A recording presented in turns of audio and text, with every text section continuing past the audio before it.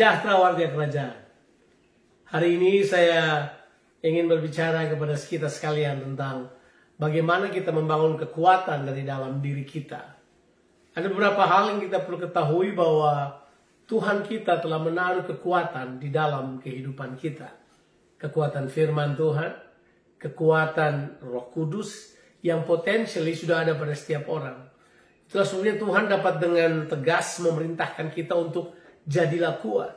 Alasan mengapa Tuhan mengatakan hal tersebut karena Tuhan mengetahui di dalam setiap kita ada kekuatan. Kekuatan yang sifatnya laten di dalam kita. Ada di dalam kehidupan kita, tapi seringkali kita tidak menggunakannya.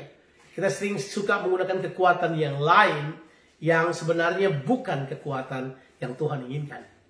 Nah, kita perlu sekali mengetahui bahwa kekuatan ini berdiam di dalam kita.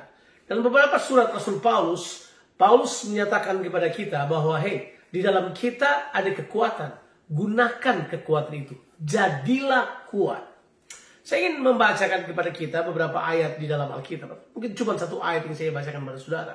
Bagaimana Paulus berdoa supaya kita mengerti betapa panjang, lebar, luas, dalam, dan tingginya kasih Tuhan yang tidak terbatas. Paulus berkata bahwa kita harus mengerti hal ini. Sebab kata Paulus, kasih inilah yang memberikan kepada kita kekuatan untuk menjadi pemenang. Bahkan kasih inilah yang telah menyebabkan kita menjadi pemenang. Di dalam Roma pasal yang ke-8 ayat yang ke-37, di situ Rasul Paulus mengatakan bahwa kita ini lebih daripada orang-orang yang menang oleh Dia yang mengasihi kita. Kita perlu mengetahui bahwa kalau Paulus mengatakan bahwa kita lebih dari pemenang, itu karena dia menciptakan sendiri bahasa itu. Sebenarnya apa sih sebenarnya orang? Adakah orang yang lebih daripada pemenang? Jawabannya karena kemenangan kita itu, kita menjadi pemenang bukan karena kita harus ada dalam perlombaan, tapi Yesus yang telah menyelesaikan perlombaan itu dan memberikan kepada kita kemenangan. Itu yang Paulus sebut dengan lebih dari pemenang. Kita tidak bertempur untuk menang, tapi kita telah bertempur dalam posisi kemenangan. Di situ dibilang kita lebih dari pemenang oleh Dia yang mengasihi kita. Berarti kasih Tuhan pada kita yang membuat kita memiliki kekuatan untuk menjadi pemenang. Nah, kita perlu mengetahui di dalam kitab Efesus pasal yang ketiga. Sudah baca dari ayatnya yang ke-16, 17, 18, 19, dan 20. Saya secara khusus ingin membahas ayat yang ke-20 yang dikatakan kepada kita begini. Bagi Dia yang sanggup menjawab doa kita lebih daripada apa yang kita doakan atau kita pikirkan, sesuai dengan kuasa yang bekerja di dalam kita. Saya mau kita melihat ayat yang paling bagian akhir daripada ayat itu, kuasa yang bekerja di dalam kita. Jadi Paulus berkata doa dan berpikir itu sebenarnya sama untuk menggerakkan kekuatan yang ada di dalam kita. Jadi kalau sudah berdoa, kekuatan itu bekerja. Kalau sudah berpikir, kekuatan itu bekerja. Dengan kata lain, berdoa equals thinking. So prayer equals thinking in that way. Kalau sudah berdoa, itu sama dengan sudah berpikir. Makanya cara pikir saudara perlu berubah untuk mengaktifasi kekuatan yang ada di dalam saudara. Berdoa dan berpikir. Kalau kita berdoa seperti yang Tuhan kehendaki, saya sebut sebagai kingdom prayer, dan kemudian berpikir menurut cara berpikir kerajaan, saya mempercayai kita akan rilis kuasa yang ada di dalam kita.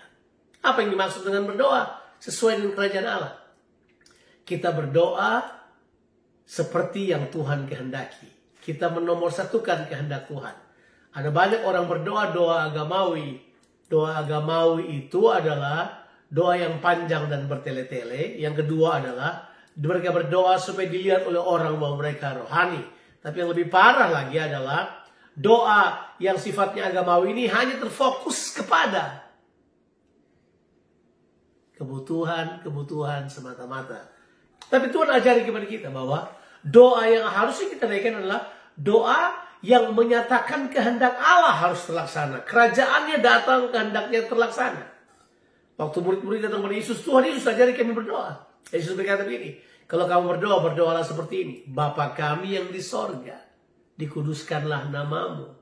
Datanglah kerajaanmu, jadilah kehendakmu di bumi seperti di sorga. Jadi doa yang rilis kuasa Allah itu adalah doa yang sesuai dengan kehendak Allah. Kita harus berdoa untuk menemukan kehendak Allah dan mengizinkan kehendak Allah itu terlaksana pada situasi ini. Dengan kata lain, waktu kita berdoa supaya kehendak Allah terlaksana, kita pun telah menyediakan diri kita menjadi pelaksana kehendak Allah untuk dunia ini. Itu yang dimaksud dengan doa kerajaan. Bagaimana dengan yang saya sebut dengan bagaimana berpikir kerajaan? Berpikir kerajaan adalah kita berpikir juga untuk dapat membedakan kehendak Allah. Di dalam Roma pasal yang ke-12 berkata, janganlah kamu menjadi serupa dengan dunia ini, ayat yang kedua. Tapi berubah oleh pembaharuan budimu, perubahan pikiranmu, supaya kamu dapat mengerti, dapat mengenal kehendak Allah. Apa yang baik, apa yang berkenan, dan apa yang menjadi kehendak Allah yang sempurna. Supaya dengan demikian kita berpikir dalam frame itu. Supaya kita tidak menjadi angkuh, tapi kita dapat mengendalikan diri kita untuk tidak mengikuti keinginan kita, tapi justru mengerjakan kehendak Allah. Saya berdoa supaya waktu saudara mengerti hal ini, saudara mulai giat berdoa dan berpikir dalam frame kerajaan Allah dan kehendak Allah, supaya kuasa yang di dalam kita itu teraktivasi. Kita kemudian kuat mengerjakan kehendaknya. Tuhan memberkati saudara.